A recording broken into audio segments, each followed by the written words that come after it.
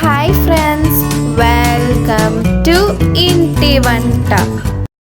మరి ఇవాళ నేను ఏ రెసిపీ తీసుకొచ్చానా అని ఆలోచిస్తున్నారా?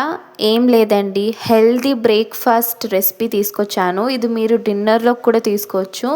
చాలా చాలా టేస్టీగా ఉంటుంది. నేనైతే ఇక్కడ కర్డ్తో ఇంకా పికల్తో సర్వ్ చేశానండి. బట్ అయినా ఉట్టిగా కూడా తినేయచ్చు. చాలా హెల్దీ పిల్లలకు కూడా. మరి లేట్ చేయకుండా ఆ సింపుల్ మెథడ్ ఏంటో చూసేద్దాం పదండి.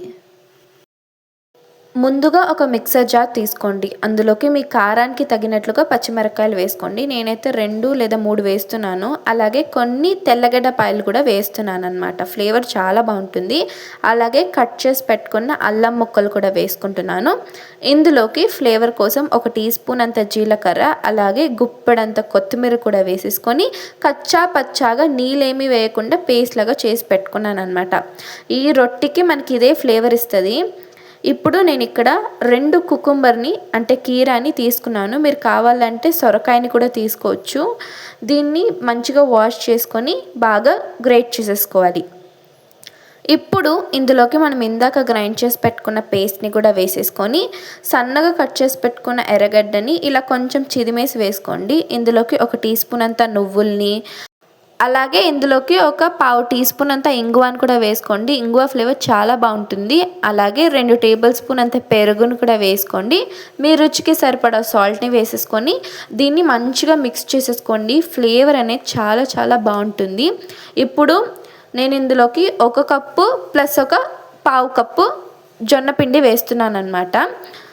అలాగే ఇందులోకి పావు కప్పు శనగపిండిని, అలాగే ఒక పావు కప్ అంతా బియ్యం పిండిని కూడా వేస్తున్నాను క్రిస్పీగా రావడం కోసం. అలాగే ఒక పావు కప్ అంత గోధుమ పిండిని కూడా వేసుకోండి.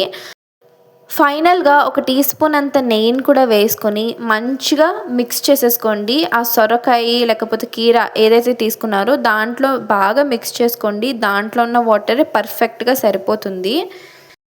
నేనైతే ఇక్కడ వాటర్ ఏమీ వేయట్లేదండి. ఫైనల్గా మనకి కన్సిస్టెన్సీ అనేది ఈ విధంగా ఉండాలి. మరీ గట్టిగా ఉండకూడదు, అలా అని మరీ పలుచగా ఉండకూడదు. ఇప్పుడు నేను ఒక బట్టను తీసుకొని బాగా తడిపేశాను అనమాట. ఒక ప్లేట్ బౌల్ ఇచ్చి దానిపైన ఈ క్లోత్ అనేది వేసుకున్నాను అనమాట. ఇలా తడిపింది అయితేనే ఈజీగా రొట్టెలు బయటకు వస్తాయి అన్నమాట.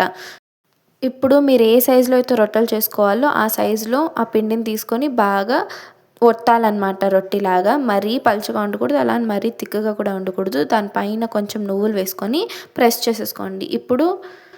ఇప్పుడు రొట్టె కాల్చే రేకు మీద ఆయిల్ కానీ గీ కానీ అప్లై చేసేసుకొని వేడెక్కిన తర్వాత ఈ క్లాత్ని దానిపైన ఇలా వేసేసేయండి. అలాగే స్లోగా రిమూవ్ చేసేయండి. రిమూవ్ చేసిన తర్వాత పైనుంచి కూడా బ్యాక్ సైడ్ నువ్వులు వేసేస్తున్నాను. దాన్ని కూడా మంచిగా ప్రెస్ చేసుకొని మూత పెట్టి లో టు మీడియం ఫ్లేమ్లో బాగా ఎర్రగా అయ్యేంత వరకు కాల్చుకుంటున్నాను. ఇప్పుడు కొంచెం నెయ్యి కూడా అప్లై చేస్తున్నాను చూడండి. ఇప్పుడు దీన్ని ఫ్లిప్ చేసేసుకొని రెండో పక్క కూడా మూత పెట్టి మంచిగా కాల్చుకోండి. ఇది క్రిస్పీగా చాలా బాగుంటుందన్నమాట. దాని తర్వాత ప్లేట్లోకి తీసుకొని సర్వ్ చేసుకోవడమే. ఇది బయట నుంచి క్రిస్పీగా లోపల సాఫ్ట్గా చాలా చాలా బాగుంటుంది. నేను పర్సనల్గా చెప్తున్నాను. ఎలా ఉందో ట్రై చేసి కామెంట్ చేయండి. Thank you for watching. Please like, share and subscribe to my channel. Bye bye.